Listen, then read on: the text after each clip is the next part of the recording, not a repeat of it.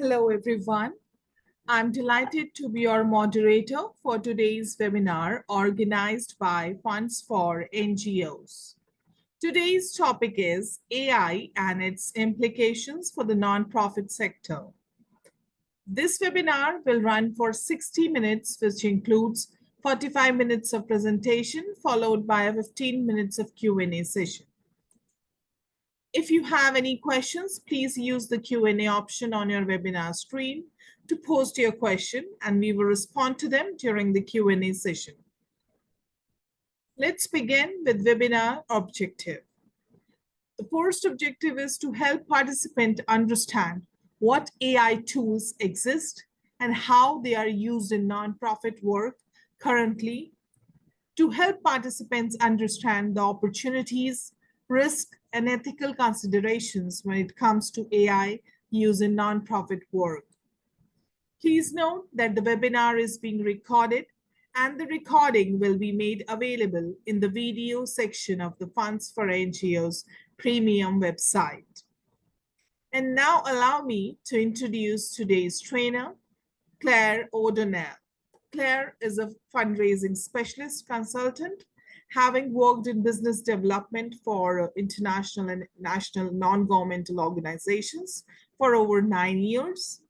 Claire has a master's in international development and diplomacy in Geneva, Switzerland, as well as graduate certificate in educational technology from Vancouver, Canada. Claire has built fundraising systems in every part of business development cycle, from corporate engagement to grants management and compliance systems, as well as supported organizations in unrestricted and institutional fundraising and innovative program design. Claire is the executive director and founder of her own consulting firm, supporting organizations to leverage innovations for strategic fundraising within their business development. And now, I kindly request Claire to lead the session and share screen.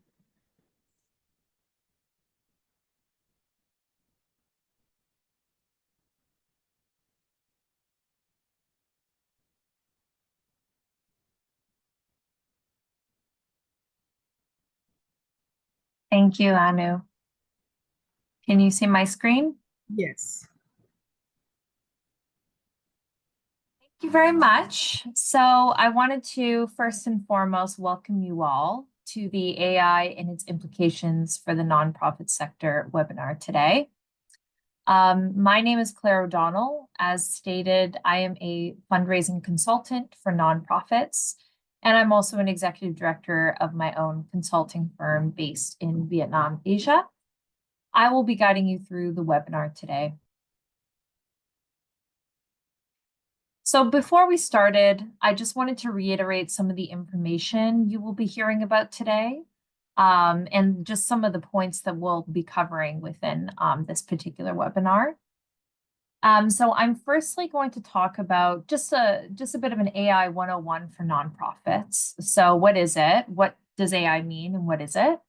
What AI tools exist and how do nonprofits use them? So a few use cases integrated in that as well. And then I'll be going into opportunities that AI offers the nonprofit sector. That'll be followed by risks and ethical considerations for AI use, specifically when it comes to nonprofits. And then finally, I'll be guiding you through how to get started with AI in your nonprofit, just some tips and some suggestions on basically where to start in integrating some AI tools or some AI technology. So let's now dive into our first topic when it comes to AI, which is the AI 101 for nonprofits. This is basically, I'm going to be walking you through a description of what AI is, particularly what it means to nonprofits, as well as some AI kind of broad tools that currently exist and use cases of how AI is used within nonprofits today. So coming on to what is artificial intelligence. So it's good to note that the concept of artificial intelligence, or AI, as I'll be referring to it in the webinar, isn't actually a new concept. It dates all the way back to the 1950s, so AI has been around for a while, when pioneers like Alan Turing and John McCarthy laid the foundation for thinking machines. So Turing posed the very famous question that you might have heard, can machines think? While McCarthy coined the term artificial intelligence officially as AI in 1956 at the Dartmouth Conference, which was basically marking the official birth of the field. Since then, AI has evolved through periods of optimism, setbacks, and breakthroughs, driven by advances in computing power, data availability, and algorithmic innovation. Today, AI is not just a futuristic idea or what we might read about in books back then, but it's actually a present-day reality that's shaping industries and everyday life, including the nonprofit sector. So as such, AI refers to the simulation of human intelligence in machines that are programmed to think, learn, and make decisions similar to humans. It involves an array of techniques like machine learning, natural language processing, and neural networks. A lot of AI is actually grounded in math principles like linear algebra, calculus, probability, and optimization in order to make the best possible outcome for you when asking a question to AI. So we might think that AI is not necessarily integrated in every part of our everyday life, but a lot of the things that we don't think are AI are actually have a part of AI that's integrated in it. I've offered an example here, which you can see on the slide, which is a spam email filter. All of us use emails, and we use Gmail, different types of emails every single day. And actually, a spam email filter is an example of AI in action. It uses probability theory to determine whether an email is likely spam based on the frequency of certain words and phrases that the AI will logically determine as a spam word or phrase, which is basically a practical use of mathematical models to automate decision making. So it's a lot of things that's integrated on the internet, on computers, and in our everyday life. AI is really everywhere, and even more so now that the internet has become such a vast place for data and information. So what AI tools exist? When looking at current tools today, AI can really be split, I would say, into four major categories, which I've offered here on the slide. This includes chatbots, predictive analytics, natural language processing, or NLP, as well as image recognition. I've offered some examples to each of these categories as well, which might be examples that you do recognize that's integrated within everyday life. So for chatbots, these are AI programs that are designed to simulate conversation with users through text or voice. Chatbots understand input, they respond naturally, and are used in a lot of customer service, education, and productivity. Probably the most popular form of AI that you do see today are the use of chatbots or tools that actually use chatbots. And this includes things like ChatGPT, where basically you ask prompting questions and it'll produce an output for you based on all the vast amount of data on the internet. And it also includes technologies like Alexa, which you might have seen as well. That's not necessarily online, but also something more handheld. There's also predictive analytics. Predictive analytics actually uses statistical models and machine learning algorithms to analyze historical data and predict future outcomes. So this is an area of AI that's become increasingly popular nowadays too, because of its predictive capabilities. It's a common thing to use in finance, healthcare, and business decision-making. Some of the more popular tools that you might have heard of are IBM Watson Studio, as well as Google Cloud Auto ML, which stands for machine learning. And these are models that a lot of organizations do download in order to create predictive analytics based on the inputs and the information they put into that system. So natural language processing is basically a branch of AI that enables machines to understand, interpret, and generate human language. So it has a lot to do with human language and language capabilities. NLP actually powers translation tools. There's an array of translation tools that you can see online, even things like Google Translate, which is actually powered by NLP as well. Sentiment analysis, chatbots, and more. So a lot of the time, such as ChatGPT, you see a combination of NLP and chatbots that are used as well to kind of have both of those categories of functionality. So some maybe less common examples that you might have heard of are Google Bard and Microsoft Azure NLP. And then finally, the last category of AI is image recognition. And this is something that you might see everywhere if you've heard of facial recognition. But this actually is a type of AI that enables machines to interpret and identify objects, people, or patterns, specifically through images and video. So a lot of satellite imagery that you see nowadays as well uses image recognition. What you see on Google Maps also uses image recognition when you drop a pinpoint into a certain road and you can see the images in the video. And they use that to interpret and identify objects on a mass scale to give you a more accurate map. So it's widely used in facial recognition, medical diagnostics, as well as autonomous vehicles. And there are examples of image recognition tools like satellite imagery that includes Google Cloud Vision, as well as Amazon Rekognition. So when thinking about the kind of categories of AI that are offered today, it really is quite vast, as well as the definition. There's three things that's really important to keep in mind, especially if you're thinking of narrowing down AI when it comes to how you can use it and how it's useful for you and your nonprofit. Many of the tools that you frequently use today, which is really integrated in a lot of everyday life, like ChatGPT, for example, as I mentioned before, are tools that actually blend categories. So AI is not specifically one image recognition tool. It can be, but it can also include other functionality.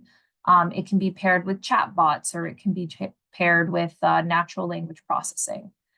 So that's what makes AI so complex, is that it uses different forms of logic and basically can interpret from a large amount of data that is piled onto the internet, or if you've been able to prompt it for a large amount of data as well.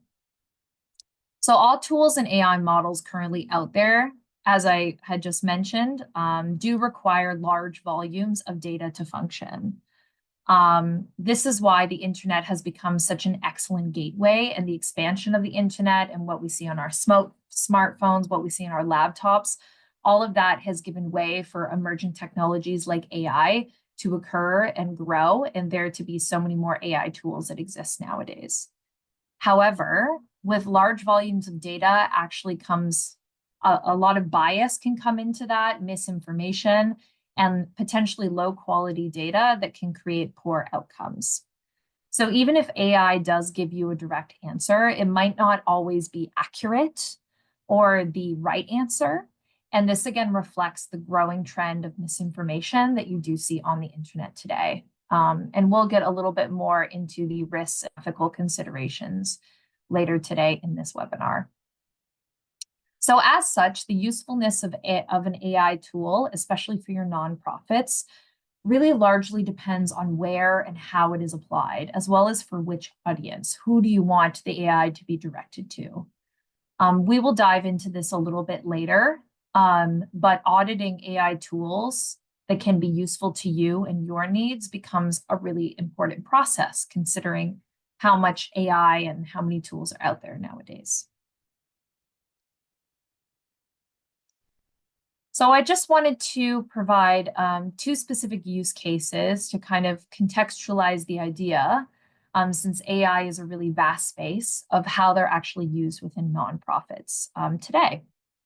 So in terms of a first use case of how AI is used, AI can be used in a variety of ways, usually within programming as well as fundraising, especially when it comes to core functions like distribution. One of the most common ways that we see AI used in nonprofits is actually vast distribution for humanitarian aid. And one example of this is the Red Cross, who uses a specifically, I guess, catered and designed IBM Watson's AI. So they use that AI and they tailor it to the Red Cross humanitarian aid distribution needs. So they use the AI, IBM Watson's AI, to analyze social media, satellite imagery, and news reports, especially during times of disasters, or if there's a disaster that has been reported, their specific AI will pick up on this. And in terms of impact, this actually helps emergency teams predict needs. It helps them coordinate faster responses, and it also helps them target aid more effectively in crisis zones. So AI is able to kind of offer that solution to pinpoint where exactly they need distribution, in which particular areas do they need to target more, so that it creates a more effective crisis response situation. So in terms of another use case, it's not necessarily just used for humanitarian aid and nonprofits. It can also be used, and you might have seen this quite widely, in more core programming or thematic support. AI can become very useful in terms of making monitoring processes more efficient, serving a larger group of beneficiaries with wider networks and, of course, distributions.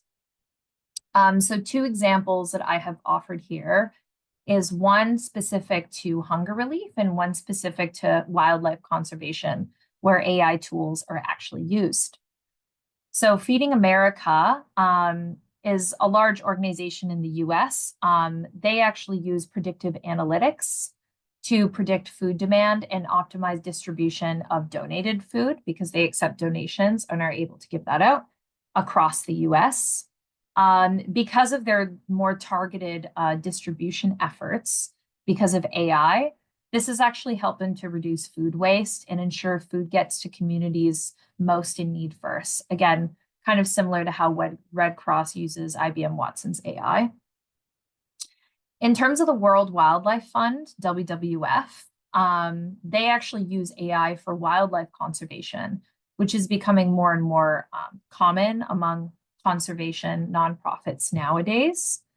So WWF uses AI to track and analyze animal populations through satellite data and camera traps. So very similar to kind of what you would see within Google Maps, but specifically tailored to wildlife conservation. This in turn helps them monitor endangered species a lot more closely. It helps detect illegal poaching, and it also helps manage the protected areas within they work in better, so they can spot endangered species at a much faster rate and even be able to predict migration patterns for where they might go and where they might not go. So you might be wondering to yourself, why is AI increasing in importance? We see a lot more AI nowadays. And again, as I mentioned before, that has a lot to do with the internet, smartphones, data becoming a lot more accessible. So you see a lot more tools and a lot more types of AI starting to be implemented today. But in terms of a nonprofit lens of AI being important, it actually does have the potential to help nonprofits become much more efficient. It helps them scale their impact, again, a much wider distribution net than maybe they would be able to have before through more manual means. And it also can provide better services to the communities they serve through much more using predictive analytics within their monitoring. The ability to analyze vast amounts of data can enable nonprofits to make more informed decisions and improve outcomes for social good. So this was a quote given by the founder and CEO of Acumen. And I really do think this quote emphasizes how AI can drive greater efficiency and impact on a positive side with nonprofit organizations, helping them to deliver better services and achieve their social missions. This is especially starting to become a more popular thing to use, especially as the nonprofit sector this year has been going through a lot of changes and has lost a lot of expertise and a lot of funding that's going towards specific causes. So utilizing AI within your nonprofits helps you do more with a lot less.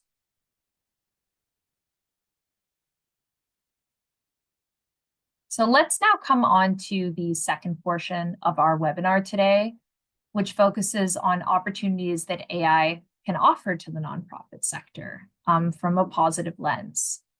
So we will specifically focus on how AI can support fundraising as well as programming. And I'll give a case study example provided for both, because AI can be used within fundraising and nonprofits.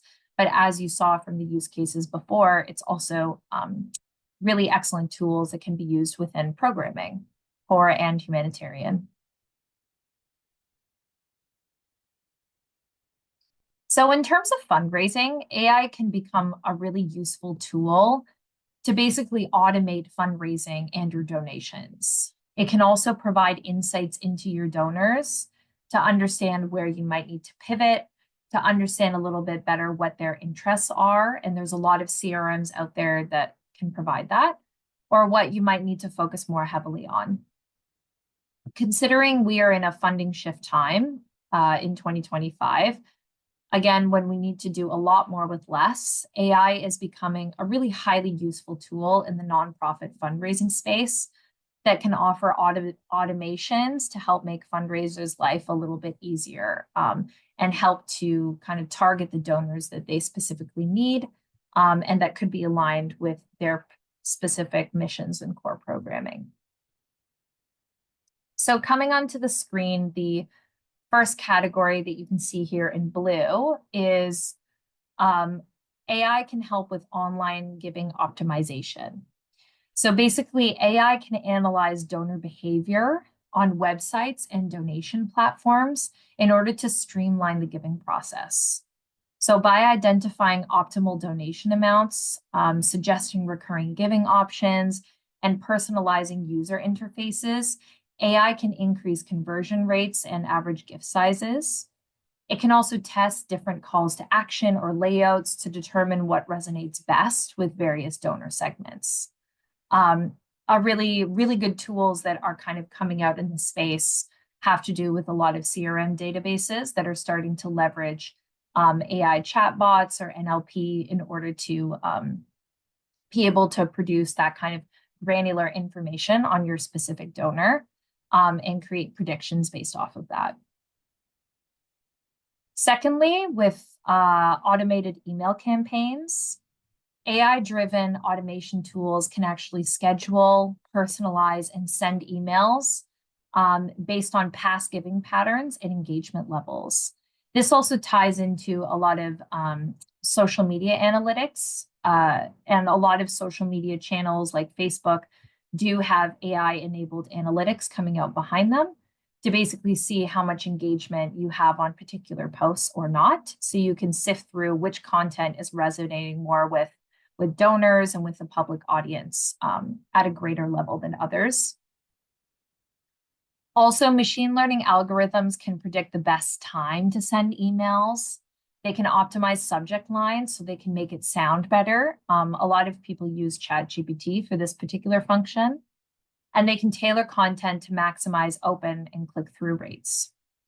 This saves time and improves campaign efficiency. Thirdly, through personalized messaging, AI actually enables, or it can enable, hyper-personalized outreach by analyzing past interactions, donation history, event participation, and interests. Nonprofits can craft customized messages that resonate more emotionally with individual donors, whether it's through email, social media, or direct mail. So again, through all of those channels and kind of the AI analytics powered behind social media that we see nowadays, which can increase donor engagement and long-term loyalty. And finally, the more obvious use within fundraising automation is donor data analysis, which is, I would say, more commonly used, the most commonly used AI tool within nonprofits fundraising nowadays. So machine learning algorithms can actually sift through large volumes of donor data to identify trends, segment donors, and predict future giving behavior. AI can flag major gift prospects. They can flag lapsed donors who may return with targeted outreach. And they can identify at-risk supporters. So maybe supporters who don't necessarily want to give more. This strategic insight from AI can allow for better resource allocation and more effective fundraising strategies. And when it comes to donor data analysis, this is starting to, you really start to see this trend happening on a lot of CRM platforms like Salesforce, like Instrumental, where they're integrating AI behind their analysis to create better predictive outcomes of where the donors are actually going to fund. So in terms of the case study, where a nonprofit organization has actually enhanced fundraising a little bit more in their internal systems using AI. The Trevor Project is a US-based leading nonprofit organization that provides crisis intervention and suicide prevention services to LGBTQ plus youth. So the organization needed to scale its fundraising efforts in order to meet growing demand, but they wanted to do that without significantly increasing operational costs, which is a reality that a lot of nonprofits face nowadays. Manual segmentation and outreach processes ended up being quite time consuming, and it was inconsistent in terms of what the donors actually wanted and in terms of them getting more money from those specific donors or an existing donor base. So the impact. So one of the things that they use, which you can see to the left here of your screen, is predictive analytics and donor segmentation. So they leveraged more internal AI tools to analyze donor data. So past giving behavior, engagement levels, and demographics, for example. They basically use CRMs to identify high-value donor segments that were likely to give again or increase contributions. There was a process as well of email campaign automation where they used AI-powered platforms like Salesforce's Einstein, which is the AI part of the CRM Salesforce, and similar CRM integrations that can actually be integrated into Outlook or Gmail or whatever mailing system you use to automate and personalize email content and timing. And then also those AI algorithms tested subject lines. They created better calls to action, and they sent out specific times for more optimal engagement, which are some of the things, as mentioned before, that AI, like Salesforce's Einstein, can do. And then there was more integration of real-time engagement insights. So NLP tools were used to analyze email responses and engagement trends, and adjust messaging and follow-ups based on donor sentiment and behavior. So again, a lot of these actions that a fundraiser would have to do manually ended up being, such as an email campaign, ended up being slightly more automated to kind of meet their needs without increasing operating costs. So coming on to the programming side of how AI can help nonprofits in programming. This is especially true when it comes to kind of core programming functionality, as well as design and evaluation. A lot of people associate AI with analytics and evaluation, but as we've seen with some use cases before, it could actually help it and enhance within core programming as well. So firstly, AI tools can process large volumes of structured and unstructured data quickly, which we know. They can reveal trends and correlations that may not be visible through traditional methods, or maybe as you're sifting through them, it's a bit harder to manually pick up on. So nonprofits can actually enhance their data analysis capabilities using AI to better understand community needs, to measure program reach, and assess impact across diverse populations. Secondly, is through predictive insights. So by analyzing historical and real-time data, so analyzing data kind of on the internet, or whatever predictions you want to put into your specific AI tool system, AI can actually forecast future outcomes, such as program demand, donor behavior, or community needs. This allows nonprofits to be able to plan for interventions. It allows them to allocate resources more efficiently within their programs and potentially mitigate and track some of their risks before they escalate. And this can be done with a lot of AI kind of analytics tools and softwares that are out there. In terms of improved decision-making, AI-powered dashboards and decision support systems can actually help nonprofit leaders interpret complex data and simulate scenarios in a way that's a bit easier to understand for decision-making processes.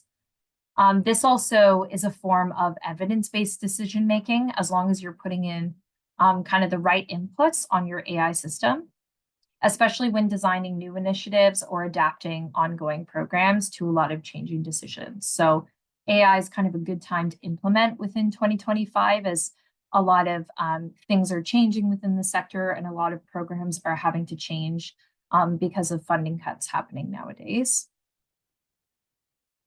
And then fourthly, which is, I think, a bit more of an obvious one, is automated reporting.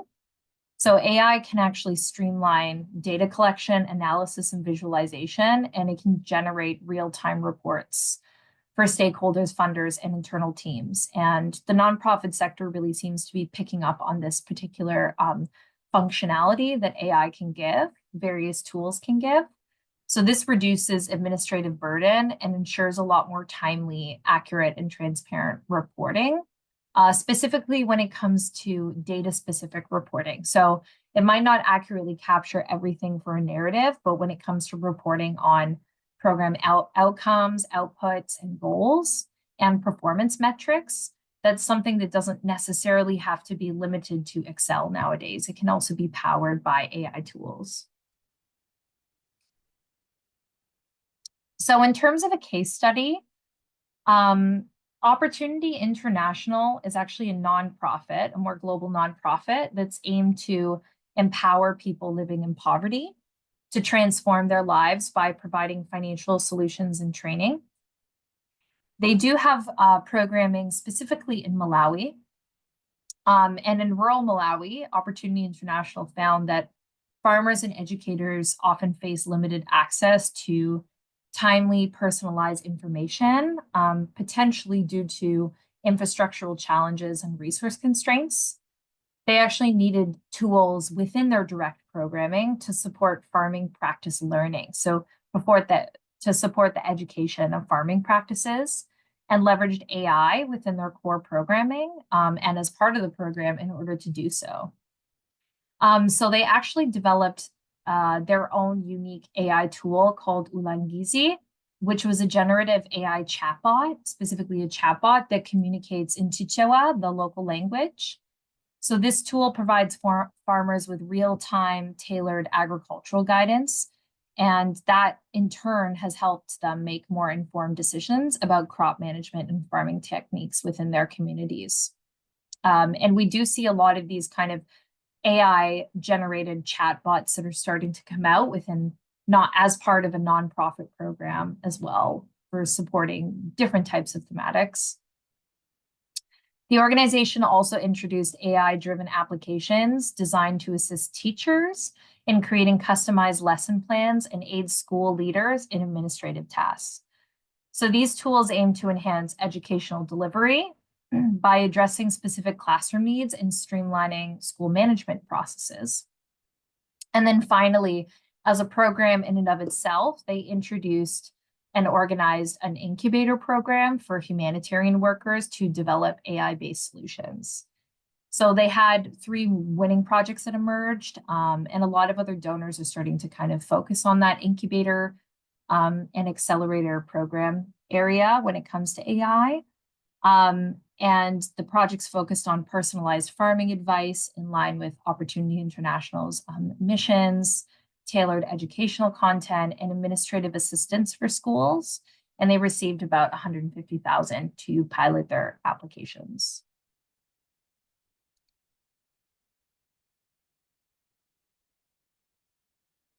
So let's now come into our third segment of the webinar today, which focuses on the risks and ethical considerations when it comes to using AI. So I've created two specific tables here, one on risks and then the next slide on ethical considerations, which are basically provided from a more broader high-level overview of the risks and ethical considerations associated with using AI. Some of these things we do hear about nowadays in spades as AI is starting to become a lot more popular. So it's important to kind of integrate these risks and ethical considerations when considering what type of tools and which tools you want to use.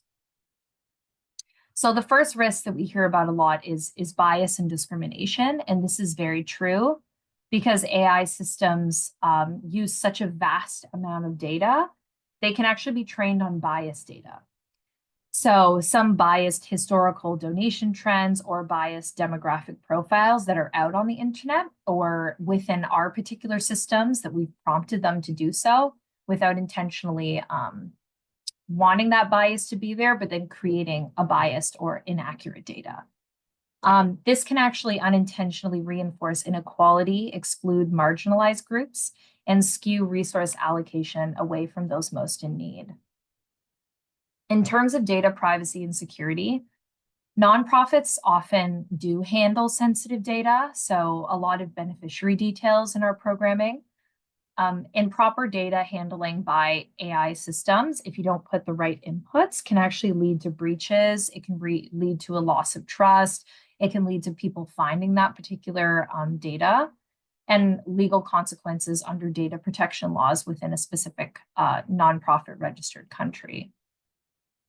And lastly, a risk that's maybe less people kind of think about sometimes is mission drift and over-reliance.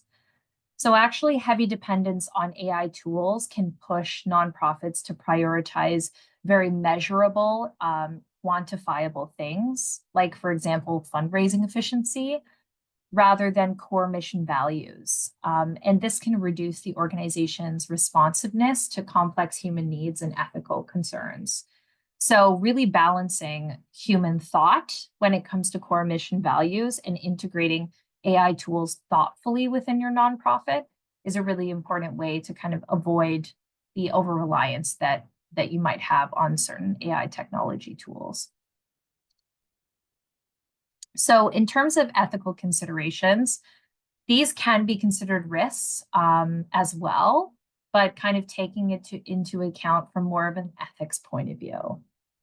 In terms of transparency and accountability, nonprofits must ensure that donors, beneficiaries, and stakeholders do understand the basics of AI and how it's used.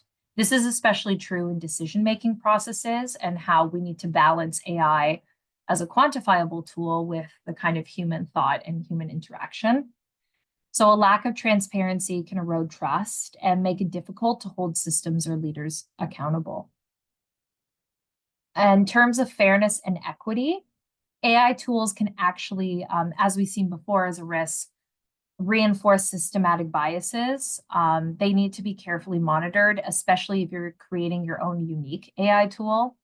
So nonprofits especially do have a responsibility to ensure equitable treatment of all communities, especially with those historically underserved. And then another ethical consideration, which is important, is informed consent. So using AI to process personal data or interactions, which happens a lot within the nonprofit sector, raises the need for clear, informed consent. Beneficiaries and donors should know how their data is being used and why.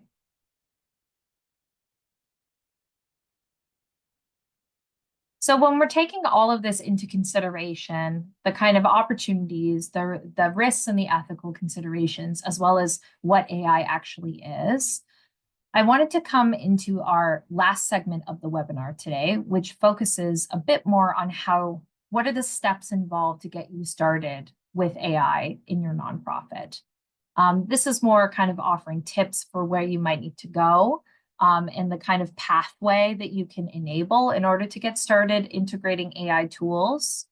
If you've come across AI and maybe want to use it to benefit your team within a fundraising or programming capacity.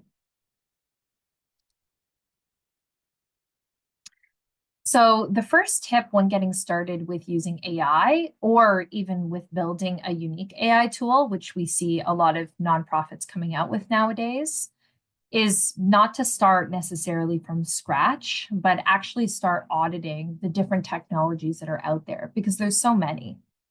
You might want to ask yourself, how would your nonprofit use the AI?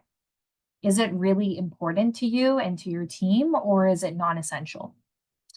SWOT analysis might be a very helpful exercise as part of your audit to think about the strengths, the weaknesses, opportunities, and trends for each type of AI tech that you're actually considering to use in your nonprofit.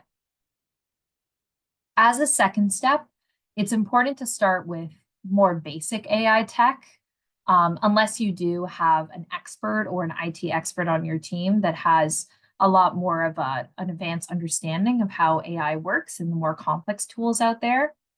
One example is chatbots. A lot of nonprofits are kind of starting with building unique tools that's just simply a chatbot and then moving on to kind of more complex functions after that. And then using that as a starting board to jump into more complex AI tools. As stated before, there are a lot of risks and ethical considerations that's associated with AI, especially when it comes to bias, when it comes to misinformation. So jumping into something and into creating or using something that's a lot more complex could cause unreliable and biased information. And that can be very unintentional. It's just from the vast amount of data that we do have out there. And it could also create a tool that might not directly be useful to your organization in the end. So starting with a complex tool can also sometimes detract from the overall goal. So in terms of expertise itself and training, it's deeply important that if you can, you do have a team member who, or maybe an external consultant, or maybe a vendor who can guide you and your team on what AI is and the tools that you're specifically considering for a more successful and thought out rollout that kind of considers the risks and ethical considerations of the AI tool. In addition to this, AI literacy is important throughout your whole team. So not just specific to one team that actually has to use the AI, so that AI can become a mutually beneficial tool rather than, as we see in a lot of cases, one specific AI tool or CRM being overutilized by one team and underutilized by another. Considering the most recent funding shifts, as we see in 2025, where it becomes a lot more difficult to afford specific tech expertise, there are plenty of AI kind of basic literacy trainings that do exist. I've offered two specific examples here. One popular one is TechSoup's AI for Nonprofits. So this focuses on practical AI applications like donor engagement, automated email campaigns, and program impact measurement. So really the basics of how AI can be used to enhance that particular functionality, and which tools you could potentially consider. This course is good for fundraisers and program managers that are looking to understand AI tools that they can apply right away to kind of optimize their team's functionality and how their team is able to work. The second one is Microsoft Philanthropies, which offers a course in AI 101 for nonprofits. They offer, this specific course is a clear introduction to AI concepts, kind of a little bit of what's been over in the webinar today, ethical considerations, and real nonprofit use cases, which includes fundraising automation and program delivery. It really is a course that's better for staff who want to grasp foundational AI knowledge. So it might be for a broader staff base that doesn't include all that kind of heavy technical jargon.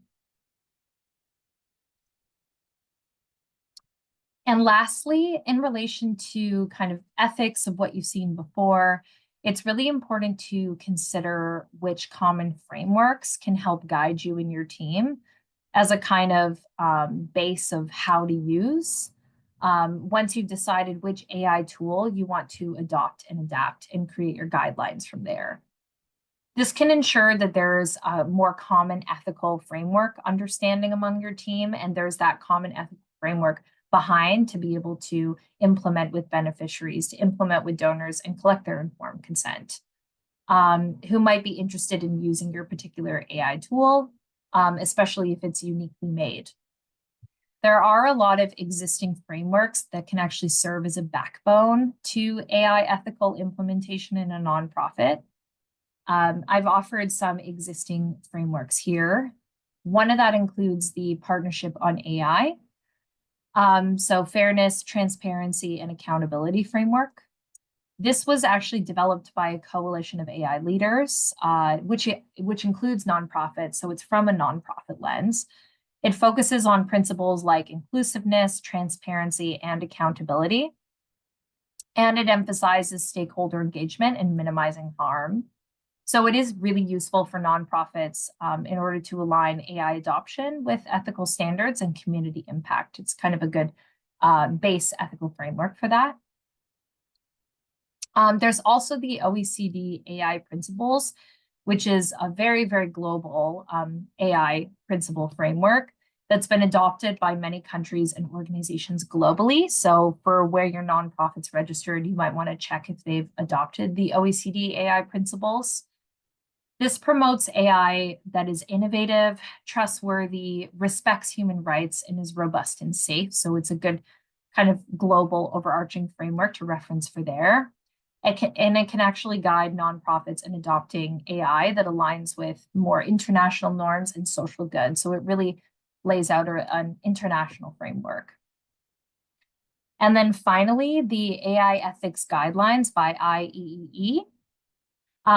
This provides a comprehensive set of ethical principles specifically for AI systems. So it's really rooted in ethics. It covers human rights, well-being, data agency, and accountability.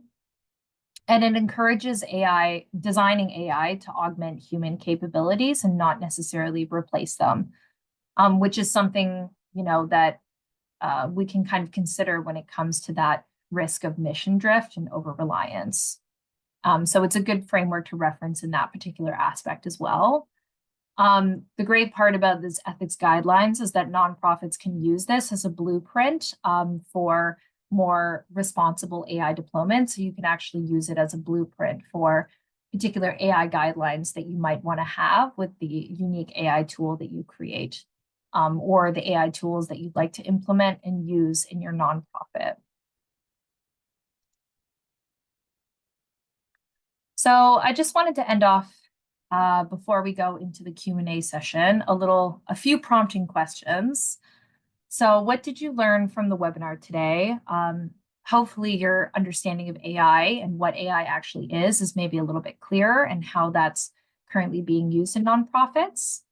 What stuck out to you the most in terms of opportunities and risks and ethical considerations? And have you already adopted AI into your nonprofit? If so, I would love to hear how that's gone. Thank you.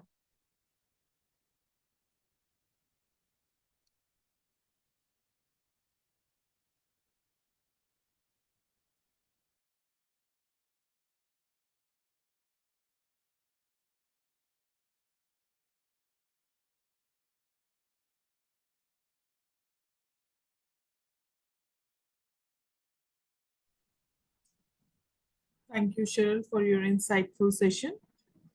Participants, now we are beginning Q&A session.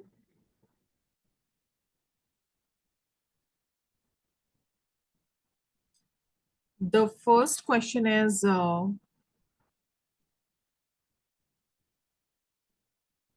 as you know, that some organizations don't want to use AI in applying for funds, yet some of us find it easier and AI explains more than me and quicker. How better can I use AI and no one understand that it's what guided me?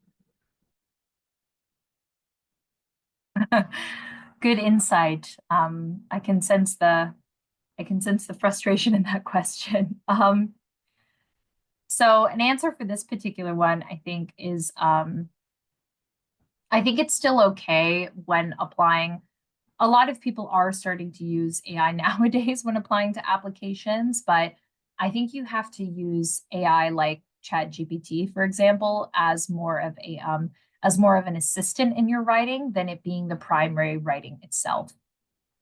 So you can actually use ChatGPT to basically generate your responses, but there's a process of revision and evaluation that goes into that.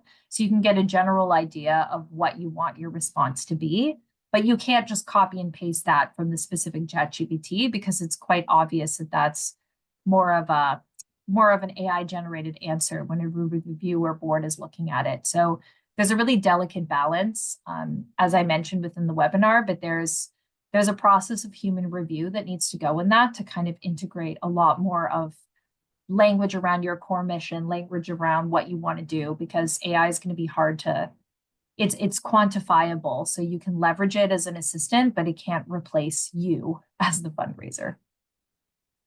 Thank you for your input, Claire. The next question is, what AI tools can be used for fundraising? Question. So I actually offered an example in the webinar, which was Salesforce's Einstein.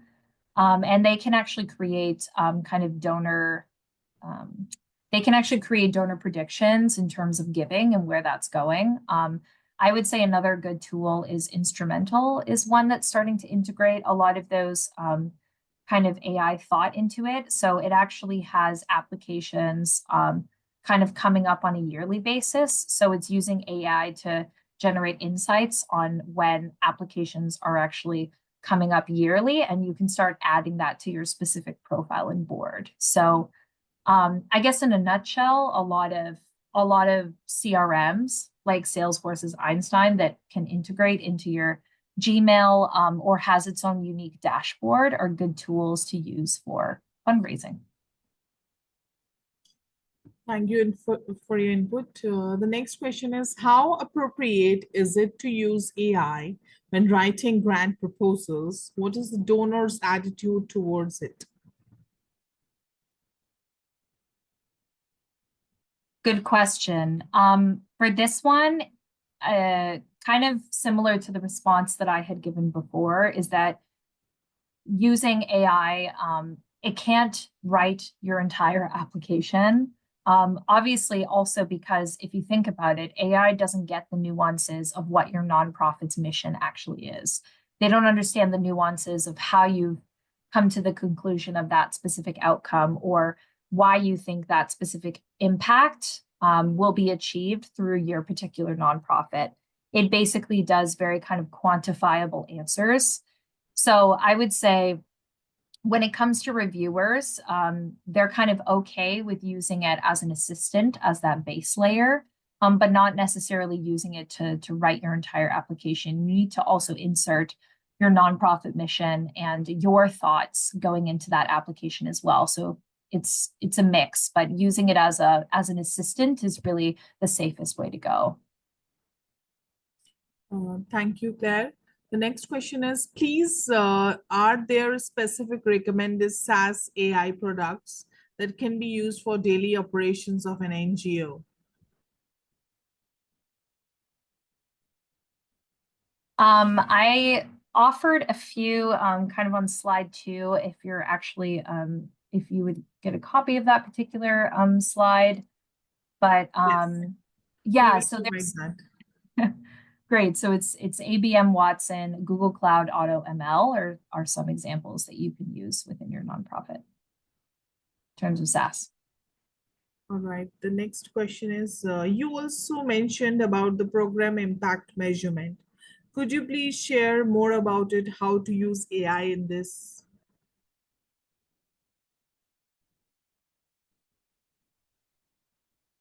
Yeah, so with impact measurement, it basically what some of the things that it can do is it can you can actually go onto the specific system if you input kind of all your outcomes, your outputs, and your activities, as well as your impact. If you input your baseline into that, it can start to, well, certain AI tools can start to create predictions based on some of the activities and some of the information that you've input your data into that. It can create predictions on if you're on track with your outcomes or outputs, or if you're off track with it. And it can also create predictions for where you might be towards the end of that particular project period. So that's kind of one way that you can use AI with an impact. It also can simply just be used in terms of creating analysis from your impact. There are a lot of tools that are more advanced now than Excel that can actually auto-generate like a dashboard for you to kind of see where you've been as a baseline and where you're going midway and endway through the project. So those are particularly useful tools when it comes to like reporting, for example. Thank you, Claire. The next question is, how can you use AI for an NGO that is dedicated to advocacy and policies?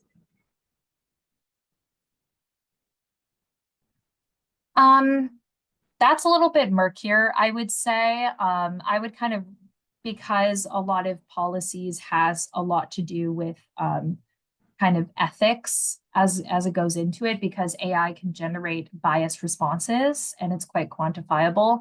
I would say advocacy might be able to be used at a light touch level in your kind of monitoring efforts. So again, as I mentioned before, basically being able to produce that data dashboard that you might want to see that can help your argument in advocacy. And it might also be able to use in terms of optimizing your fundraising. I'd say that's probably the better one if you're an advocacy organization, especially if you're a smaller team. Being able to use those kind of AI tools and functionalities like in Salesforce that would help you find better fundraising would probably be the best idea. Thank you for your input. The next question is, would it be possible to use AI for policy reforms recommendations that are based, for example, based on historic data, existing data, and collected data from the project? Yeah, so you actually can. You can basically create like dashboards that have forecasts and that create a little bit of almost like creating a story, an illustrative story, so that it's a little bit easier for other people to kind of understand that level of advocacy. So those SaaS applications are something that can actually provide that. And a lot of people will use kind of satellite imagery to see where their impact is and where their impact's going. So you can actually create these kind of predictive forecasts that will show you the trends of how your impact has gone from baseline all the way to midline and line. So it can be used, but I would say the recommendations that go into the advocacy part, probably not, because recommendations need to be very unique to the data that you're looking at. It's not so quantifiable. It's quite qualitative.